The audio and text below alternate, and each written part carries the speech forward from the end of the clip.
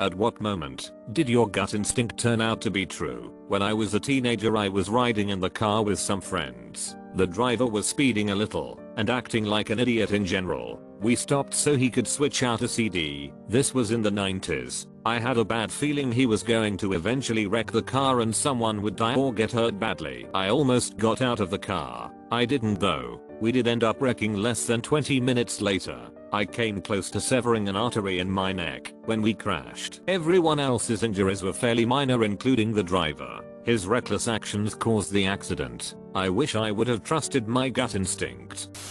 The first time I met the teacher my autistic daughter was going to have in elementary school, we were chatting about my daughter, and she went over and sat in a rocking chair in the classroom, and the teacher's reaction was just over the top. She actually yelled at her, "No, no, no, that is Mrs. R's chair, little Missy." I was gobsmacked, but then I second guessed myself. Told myself that I was just being overprotective, etc. I should listen to my gut. Mrs. R was caught pulling a neurotypical student down the hallway by his leg while he was laying on his stomach, and then she dropped his backpack on top of him. She was arrested for this, but was still able to return to work. With the addition of cameras in her classroom, while out in bond a few months later, she was caught abusing one of the autistic kids in her class multiple times, allegedly smacking him on at least one occasion with her flip-flop. After the second incident, our local newspaper shared an article they had written about this teacher many years earlier, when she was 12, and had murdered a 14-year-old classmate by stabbing her in the heart. When I was around 15, my dad was working in a different state with a friend of his for some extra income. I remember one night I woke up out of a dead sleep and everything in my body was telling me, "Call your dad now." So I did. Even though it was like 2 AM. He didn't answer. I put my phone down and was slowly starting to wake up and tried to convince myself he was probably asleep and I was just being weird. But the feeling wouldn't go away. Something that I can't explain was begging me to keep trying. So I did. By the 5th time my stomach was so tied up in knots I thought I was going to puke. But then he picked up, and the first words out his mouth were, "Christ honey, can you hear me?" I said yes, and told him I was worried about him, and asked if he was okay, and he said no, not really, but I need to call you back. He hung up before I could say another word, and that's when I went and woke my mom up. I told her I think something happened to dad. My dad finally called back and told us how he and his friend gravely misjudged how sharp a turn was, and they both had just climbed back up a small ravine and were walking all over the place trying to get signal to call for help. When my call came through, they were pretty banged up, but nothing life-threatening. Only spent a couple days in the hospital before my dad decided he'd had enough and took a bus back home. My dad still talks about how, when he heard the tires leave the road and saw the tops of the trees rushing up towards the windshield, he thought they were dead, and getting to hear my voice on the phone was the most beautiful thing he's ever heard in his life. My mom still doesn't understand how I knew to call him, and neither do I. Fortunately, I've never had another experience like that again, and I don't really want to if I'm being honest. I tell my mom that whatever it was that woke me up, I hope it picks someone else next time. My mom was a crazy hippie. I moved out at 16 and was eventually able to establish a close but cautious relationship with her. At this point she was living on a boat in the Florida Keys. I loved her dearly, but she suffered from addictions and was in a relationship that was terribly abusive. I started having nightmares about her boyfriend calling me. In the dreams he would tell me she fell off the boat and they couldn't find her. My gut told me I couldn't be the one to save her. She was a grown woman making her choices. I decided to go no contact again, but I kept putting off the conversation. I'd do it after her birthday. 2 days before her birthday I got the call. She fell into the ocean while intoxicated, and her body wasn't found until the next morning. I was visiting family in California, LA area. I was walking home from a newly opened thrift store near my grandparents' house. At that time I was with my older sister who a week or two prior had my second nephew. I started to get the feeling that at some point we were going to get hit by something. I wasn't exactly sure what, but I had that feeling. I kept pushing it off, since around that area, and especially at that time, there may have been maybe 5 cars going down both ways of the street. We were just about to round a corner to get back onto the street by my grandparents. When I felt like I honestly needed to puke from how bad of a feeling I got, I ended up pushing my sister and my nephews away towards the wall of the house on the corner, and almost immediately I got clipped by a car that had gotten T-boned while speeding. Luckily my nephews and my sister were alright, but I needed surgery on my leg and a portion of my hip. In undergrad, my sister and I lived in a house my parents bought, and we had roommates. My sister had gotten a new guy that was moving in after summer holidays. I met him the day he moved in. I was upstairs, met him, shook his hand, went down to the basement suite, called my mom, and told her there's no way I would have let that guy move in. She asked me why, and I just said I had a bad feeling about him.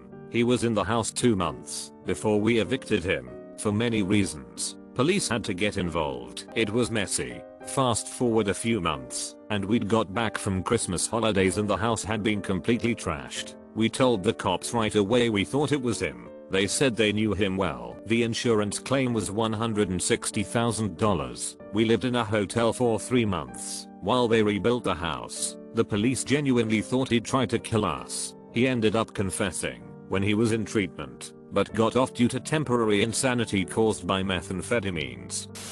My neighbor, who didn't leave much, always parked his car in the same spot, right in view of my bedroom window. A snowstorm was going all week, and on day 4 of the storm I was sitting in bed watching TV, looked out and saw his car had not moved all week. The snow was piled up, and the drifts were pristine. Got that icky feeling, but figured I was being paranoid. Woke up in the middle of the night to his body being carried out by EMTs. His kidneys had failed, and he was incapable of seeking help in his last few days, stuck in his house alone. Still makes me sick thinking about it. Another story was my mill. I'm going to preface this with the fact that I watched quite a few of my family members pass. When I was age 10 and younger, I became almost numb to the idea and instead focused on the intricacies of their conditions. After all, there isn't much for a kid to do sitting in a room with a person waiting to expire. There is a smell that always stuck with me when they were close to death, almost like a sweet rotten smell. Back to the story. One day she was talking to me, and the smell hit me like a ton of bricks. A few weeks later she was diagnosed with stage 3 mouth cancer. In middle school, my dog was barking a storm one morning in our backyard around our storage room.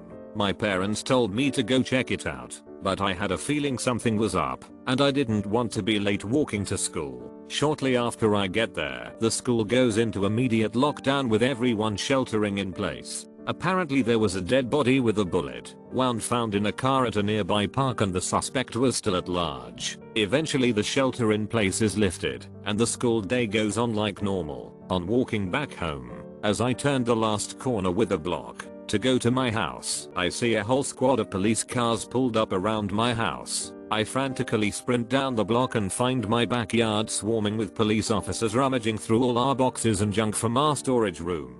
Apparently the murder suspect was hiding out in our storage room and was caught after someone reported seeing him jump out fence. The police were still at our house the whole day searching for the gun. If I had gone over and checked out what the dog was barking at, who knows what would have happened.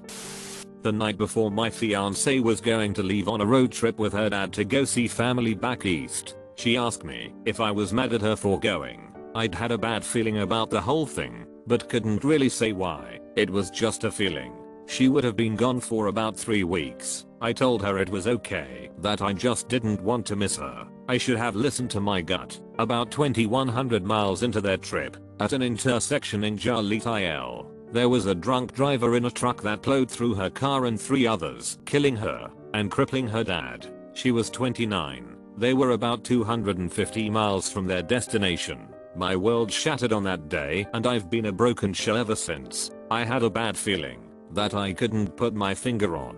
Something was wrong, and I didn't listen to my gut, and my life was completely ruined. I know that when she was asking if I was mad at her, that she was giving me an out. If I had asked her to stay, she would have. People try to tell me that's not true, but they didn't know her like I did. She wasn't 100% sure she wanted to go. She was my best friend, my soulmate, my whole world. Yeah, It would have been selfish of me. She might have held it against me that I didn't let her go, but at least she would still be here. We were going to finally get married and start our family when she got back. The night I got the call, something was off. I could feel that something was terribly wrong. But again, I couldn't pinpoint it. When the call came in, something made me pick up. I don't tend to answer numbers I don't recognize. She had died around the time I started feeling that way. I was supposed to protect her, to keep her safe. I failed her. It haunts me every minute of every day. It's been almost 5 years.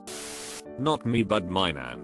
My nan always had this weird sixth sense about things. She always knew when someone was pregnant. She knew when her kids skipped school, when they'd snuck a treat, the best day to go to bingo, etc. She went through cancer twice in 5 years, and she had just finished her final round of chemo when she knew something was wrong.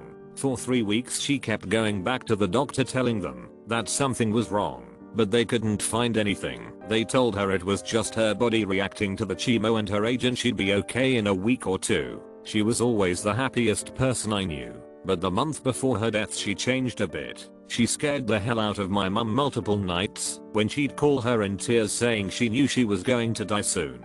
I would call her at least once a fortnight to catch up, but she started calling more regularly. The last time we spoke, she said how proud she was that someone in the family was finally starting to sew. She used to be a seamstress and even made her wedding dress, but no one else had any interest until me. She also rarely would say back quote I love you, but she ended the call saying how proud she was of me, how much she loved my daughter and my unborn baby, and how this would be the baby to stick after 3 losses. On the Monday, the hospital did a chest x-ray and it came up clear. Despite a 2-week-long fever that wouldn't go away, they sent her home. Wednesday my mum had to call an ambulance because she was panicking and the fever was really high and she said her chest hurt. Thursday, as my mum drove me home from an ultrasound appointment, my uncle called to say they did another x-ray and it was pneumonia. 3:30 AM Friday morning, my nan was begging her nurses to call for my mum. She needed her there. It couldn't be anyone else. It couldn't wait. Nothing would settle her for hours. So they called and mum went.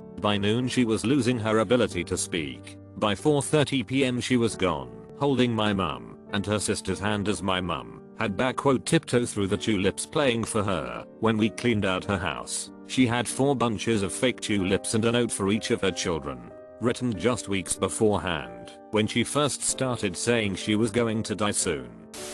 I had a feeling one of my immediate family members was going to pass away. My parents rented a beach house for their 33rd anniversary in October 2021, and since I lived close by I met them there for a mini family vacation. The last night of the trip, all of us were hanging out in the living room watching TV after eating dinner, and I got the overwhelming sense that this would be the last time my life would ever be truly perfect. I was in my favorite place, staying in my favorite beach house that my parents had been renting since I was 4. Both of my parents were healthy and well, sitting on the couch beside me, and both of my dogs were snuggled up to my side. The feeling was so strong that I even took out my phone and took a video panning the room. I had a feeling this would be a moment I would never want to forget. The next day I hugged my parents goodbye after packing the car and told them how much I loved them and that I would see them when I would be home for the holidays. My mom passed away instantly the morning of December 18th from what they believe was a brain aneurysm. She was completely healthy with no prior conditions and had no symptoms before it happened to alert her that anything was wrong. I had gone to bed early the night prior, and when I woke up I had 2 TXT messages, a good night TXT from my mom, sent after I had fallen asleep at 10:04 PM telling me how much she loved me, and another from my dad at 7 AM saying call me now, it's very important. Half of me died that day with her.